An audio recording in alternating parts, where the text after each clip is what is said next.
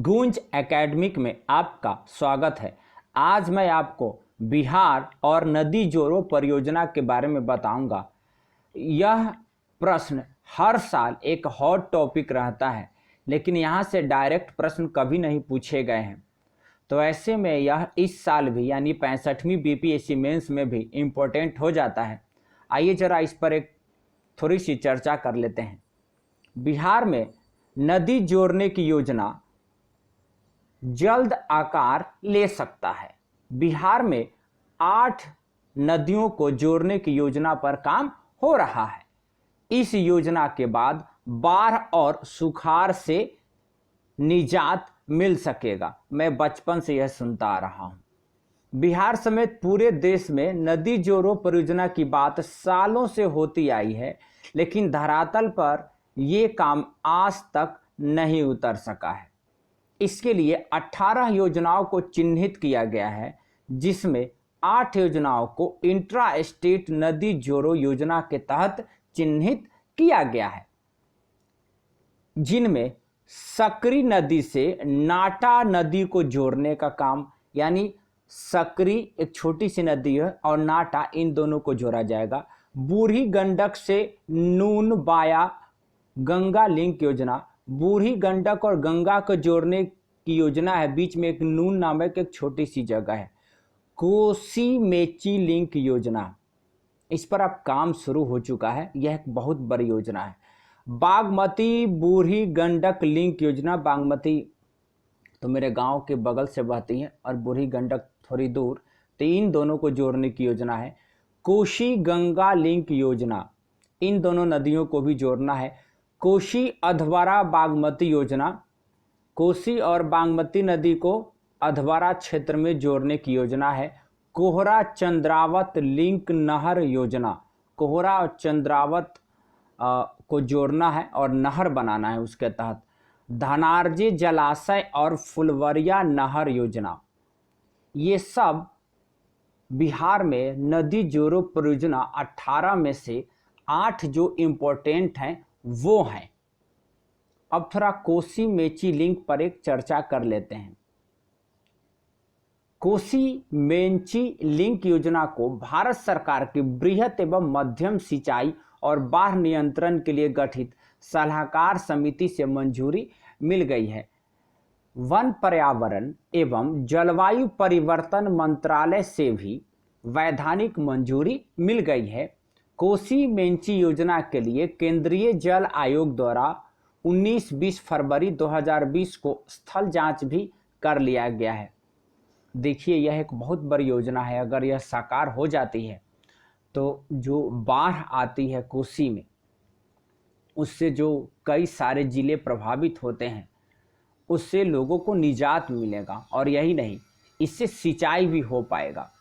कोसी मेची योजना को investment clearance और राष्ट्रीय परियोजना में शामिल करने के लिए भी आग्रह किया गया है।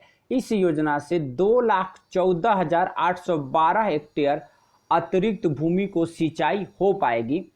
यानी ऐसे क्षेत्र जहां पर कोसी नदी का पानी नहीं पहुंच पाता है, वैसे 2,14,812 हेक्टेयर क्षेत्र में कोसी नदी का पानी पहुंच जाएगा कोसी मेची योजना से।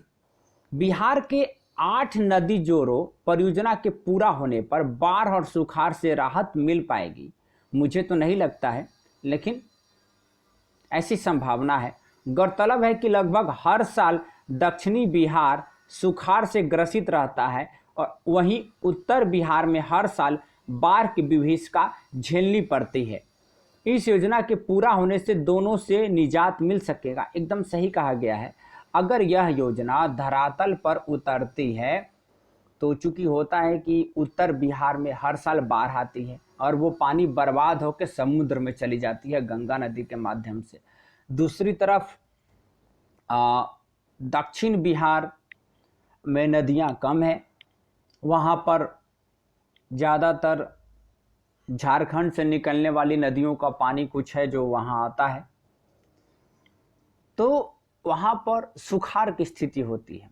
अगर नदी जोड़ो परियोजना धरातल पर आ जाती तो उत्तर के पानी को दक्षिण में पहुँचाया जाता और इससे दक्षिण बिहार में सुखाड़ की स्थिति या सूखे की स्थिति खत्म हो जाती, वहीं उत्तर बिहार में बाढ़ से हम लोगों को निजात मिलता। कोसी और मेंची या मेची नदी लिंक योजना, देश की दूसरी सबसे बड़ी नदी जोड़ो परियोजना को बिहार में मिली मंजूरी। 2.14 लाख हेक्टेयर भूमि की होगी सिंचाई। बिहार सरकार राज्य की कोसी और मेची नदी को आपस में जोड़ने की दिशा में काम कर रहा है। इस परियोजना के लिए राज्य सरकार को केंद्र से मंजूरी मिल गई है, जैसा कि मैं पीछे आपको बताया। परियोजना की लागत 4900 करोड़ रुपए है, 4900 करोड़ रुपए। बता दें कि मध्य प्रदेश का केन बेतवा नदी के बाद देश में नदियों को आपस में जोड़ने वाली यह दूसरी बड़ी परियोजना है। केन और बेतवा नदी को मध्य प्रदेश और उत्तर प्रदेश के बीच में जोड़ने की योजना पर काम चल रहा है। उसके बाद यह दूसरी सबसे बड़ी परियोजना है। बिहार को पर्यावरण, वन और जलवायु परिवर्तन मंत्रालय से इस परियोजना के लिए अनिवार्य तकनीकी प्रशासनिक मंजूरी मिल गई है। केंद्र सरकार ने सिंचाई हेतु कोसी के पूर्वी तट पर 76.20 किलोमीटर लंबी नहर के निर्माण को मंजूरी दी है। इस कार्य को हरित परियोजना कहा गया है। देखिए, इसको ना हरित परियोजना भी कहा जा रहा है। और जो सबसे बड़ी बात है कि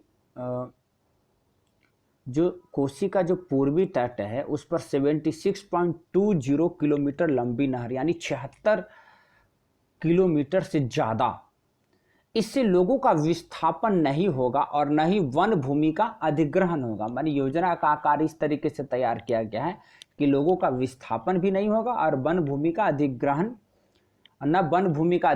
होगा।